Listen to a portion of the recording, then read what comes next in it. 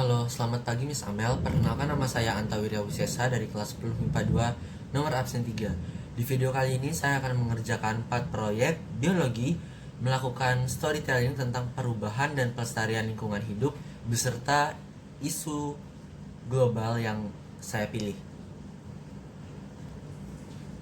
Hiduplah seorang anak laki-laki berjiwa petualang dan memiliki rasa ingin tahu yang tinggi bernama Rafa.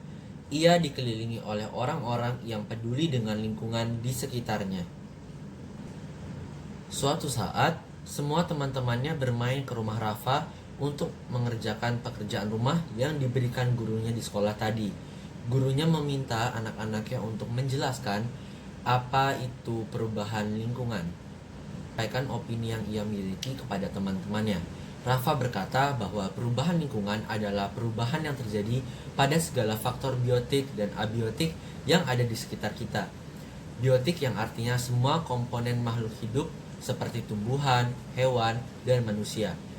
Serta abiotik yang artinya semua komponen tidak hidup di sekitar kita, seperti suhu, tanah, air, dan udara.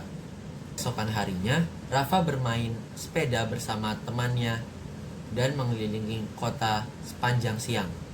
Ketika beristirahat, Rafa bertanya, bagaimana pemanasan global dapat terjadi? Ini merupakan isu yang sangat viral akhir-akhir ini.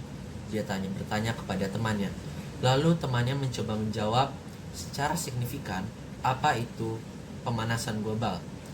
Pemanasan global adalah di mana terjadi peningkatan gas rumah kaca pada berbagai bagian atmosfer dan berlangsung untuk jangka waktu tertentu. Penyebab perubahan iklim dan pemanasan global terdiri berbagai faktor yang berbeda-beda, serta menimbulkan dampak positif atau negatif bagi kehidupan manusia. Suhu udara dan curah hujan mulai dari dasawarsa sampai jutaan tahun. Perubahan iklim terjadi karena meningkatnya konsentrasi gas karbon dioksida dan gas-gas lainnya di atmosfer yang menyebabkan efek dari gas rumah kaca. Rafa bertanya lagi karena begitu penasaran. Ia bertanya apa yang dapat menyebabkan pemanasan global dapat terjadi. Temannya pun menjawab lagi pertanyaan dari Rafa. Temannya menjawab, saat emisi gas rumah kaca menyelimuti bumi, panas matahari pun terperangkap. Hal ini menyebabkan pemanasan global dan perubahan iklim. Dunia sekarang memanas lebih cepat daripada kapanpun sepanjang sejarah yang tercatat. Perubahan iklim mengacu pada perubahan suhu dan pola cuaca dalam jangka panjang.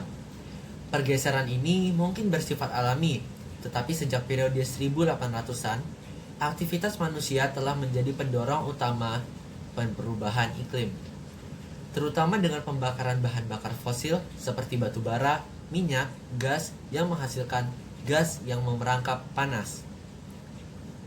Temannya menambahkan, cara menangani pemanasan global agar dunia kita bisa kembali pulih seperti keadaan semula.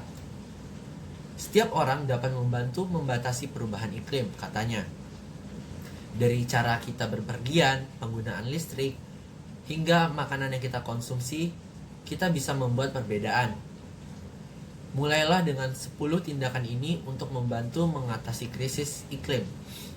Dengan cara hemat energi di rumah, sebagai bagian besar listrik dan panas kita dihasilkan dari batu bara, minyak, dan gas. Gunakan lebih sedikit energi dan dengan meminimalkan kebutuhan memanaskan dan mendinginkan suhu. Beralih ke bola lampu LED dan peralatan listrik hemat energi.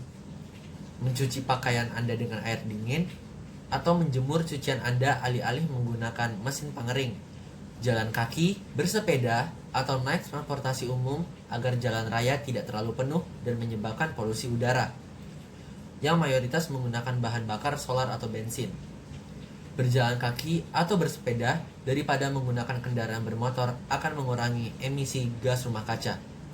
Sekian penilaian akhir semester biologi yang dapat saya lakukan. Mohon maaf apabila ada kesalahan dan kekurangan. Terima kasih.